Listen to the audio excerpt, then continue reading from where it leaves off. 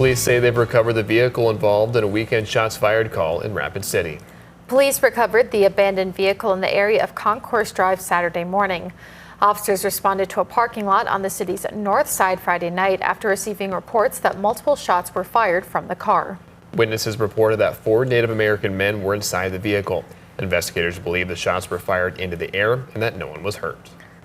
The mayor of Aberdeen, who was involved in a paramotor crash on Wednesday, is posting about his 8-year-old son who died in that crash. Travis Shoneman posted on Facebook Saturday that Emerson Shoneman was, quote, the smartest, funniest, and most good-natured boy you could meet.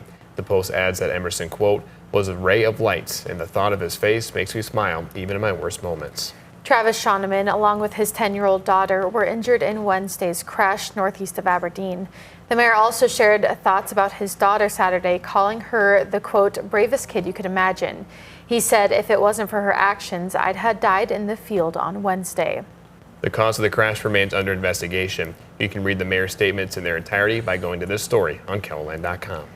Meanwhile, a GoFundMe has been set up to help the family with funeral and medical expenses. An account has also been set up at any Dakota Bank branch under the Emerson Shoneman Memorial. Travis Shoneman says he's out of the hospital and walking again. He says his daughter needed stitches but is doing well physically. Data centers have been a widely discussed topic across the country and in city and county governments in KELOLAND. We caught up with a data center researcher Friday who says the facility should be considered on a case-by-case basis. So if a city says we don't want it, congrats to the city for saying that we don't want it. But if a city says, hey, we actually do want this, maybe short-term economic benefit, or maybe we like the idea of more property taxes in the long run or some of these jobs, then they also get to decide. The Minnehaha County Planning Commission will be discussing a proposed set of data center regulations tonight at 7 p.m. You can find them under this story on KELOLAND.com. Let's get a check on the weather with meteorologist Scott Mutt. Good morning, Scott. All right, good morning, everybody. We are looking at temperatures today that reach the 80s and 90s. We had our overnight and morning showers, thunderstorms in parts of south central to southeastern KELOLAND. We'll see if we could get anything to redevelop as we hit the late afternoon. But I think mainly this evening into tonight will end up being our best chance. And that can set up across south central to northeastern South Dakota. And Brian will have more details on your forecast coming up. Thank you, Scott. A South Dakota university is adding a new competitive program for its students. Next fall, the University of Sioux Falls will introduce a competitive chess program. Any student interested in chess can join. There are even scholarship opportunities for advanced players. Our goal for fall 2027 is to have at least 20 chess players playing competitively, whether that's correspondence chess, the National Chess League, or in tournaments. We are looking at having students of all abilities, so you don't need to be a gun chess player to join the team. If you will be a USF student in the fall of 2027 and you're interested in learning more about the competitive chess program, we've added a link to more information under this story on our website. Meanwhile, students at South Dakota State University are getting ready for the beginning of the school year. Students moved in this weekend and classes start today. Classes start at the University of South Dakota today as well, and students will be greeted with a new coffee option. A Dunkin' Donuts opened inside the Munster University Center Friday.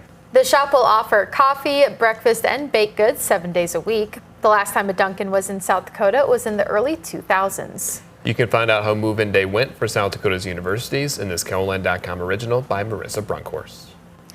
Visitors at Yankton's Riverboat Days this last weekend saw a packed lineup of local crafts and festival foods to choose from. The event featured dozens of hand-picked options for attendees browsing the grounds. There's 134 arts vendors and they're very selective about who they choose because it's beautiful things.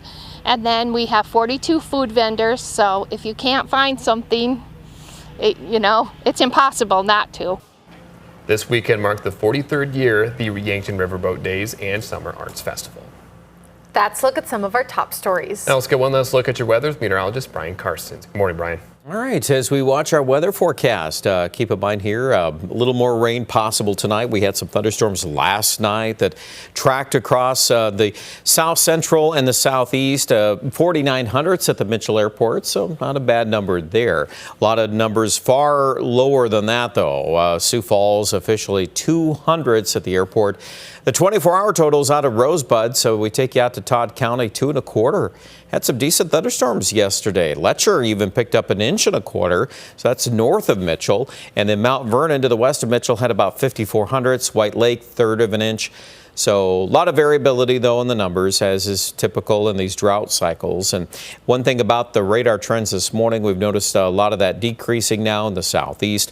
We'll regroup. We've got 90s today in the west, Rapid City there, at least in the low 90s. And then let's see if we spark a couple thunderstorms in far southwest South Dakota, north central Nebraska. That's one spot to watch this evening. Another area to watch is eastern North Dakota. We'll see if thunderstorms will blow up there, and then maybe a couple of those will hold together and move southeast. It's possible Sioux Falls and into southwest Minnesota could pick up a scattered shower thunderstorm, but it's not looking all that great for coverage. That's one thing we do want to point out specifically. And then tomorrow we have some northwest winds increasing, a lot of 80s for highs. You're going to hear a lot about 80s this week.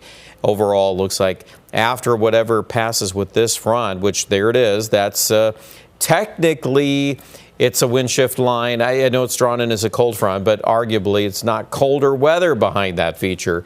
And what we do here is we attach a couple of thunderstorms along that through the next 12 hours. And then after that passes through, that's when the weather forecast turns, generally speaking, a little drier. If we catch some rains in Rapid City, that would be generated off the Black Hills. Our 7-day forecast for now, Sioux Falls is effectively dry after tomorrow morning. We'll wait and see if we put anything new back in for the weekend. But otherwise, mid to upper 80s, so it's plenty warm. And Aberdeen also getting warmer. A lot of 80s for highs. I know we've left in a couple of rain chances for you at the end of the week, and also for Pierre, a couple of spots here and there that could pick up some thunderstorms later in the week. It's a lot of the same weather pattern. These systems can come up over top of the ridge to our south, but ultimately it is still plenty warm for most of us. Normal high in Rapid City is 82. Look at those numbers. They're well above normal for several days. Check out more details online at KELOLAND.com.